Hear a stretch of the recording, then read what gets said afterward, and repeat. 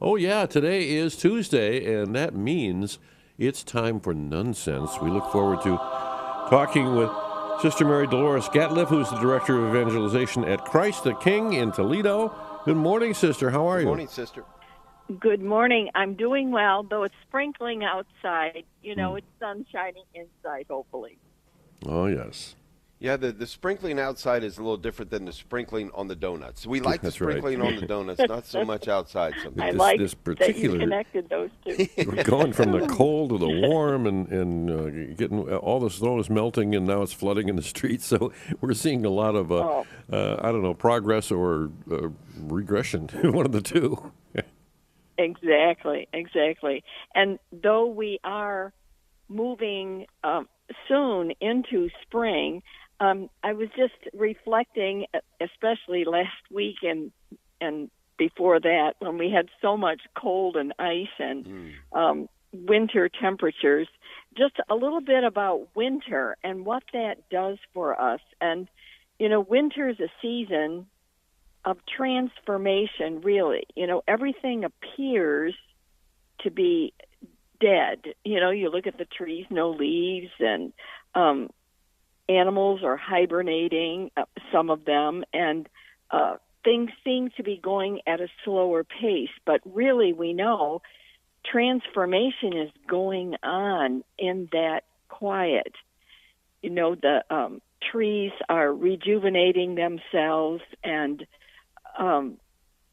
there is a peacefulness in this season, I think. And it's a time for turning inward.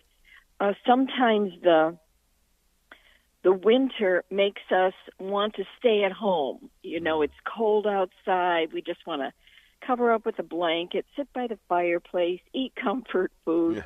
And I think the call for winter sometimes is for us, rather than to be so self-focused, but to think of others, because I think winter is a season where many persons, especially those who are homebound or in hospitals, they're more lonely because they're in need of companionship.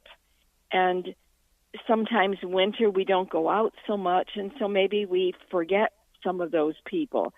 So I think it's a time for community connections.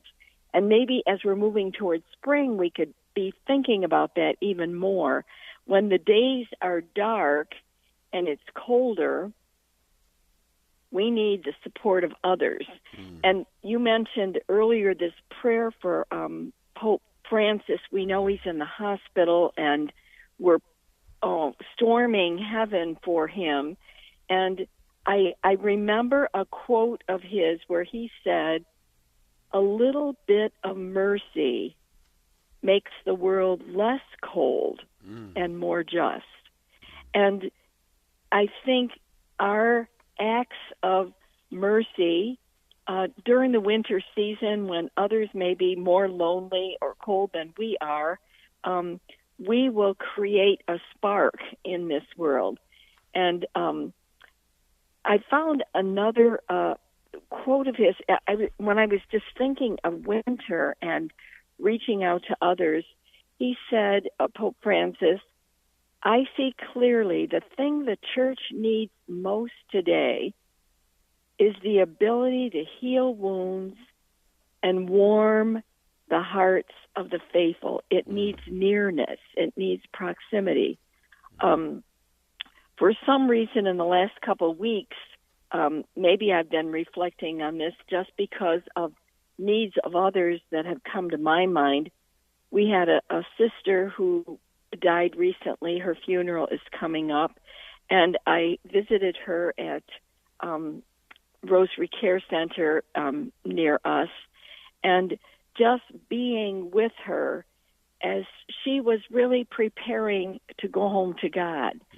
We might say it looks like she is dying, but inwardly, the transformation that was going on within her was a preparation for meeting Jesus face to face. And I can't help but think Pope Francis, as he is in the hospital now, I'm sure there's much inner reflection and transformation going on within him, not just about his own life, but about the life of the church and how he can continue to be a light for others, even though he's suffering.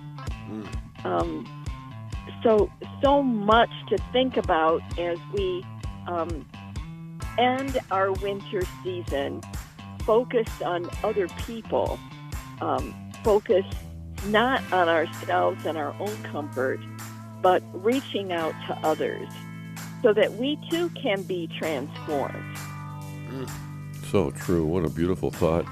Great reflection. And we got to remember, we have the tendency to want to stay in certain weathers, but that's really when we need to get out and do the visiting, as you talk about. Someone else needs it more than we do. Yes. Well, Sister... And it gives us life and energy, too, Amen. when we do go out. Thank you so much, Sister Mary Delores Gatliff. Have a great day. You're welcome. You, too.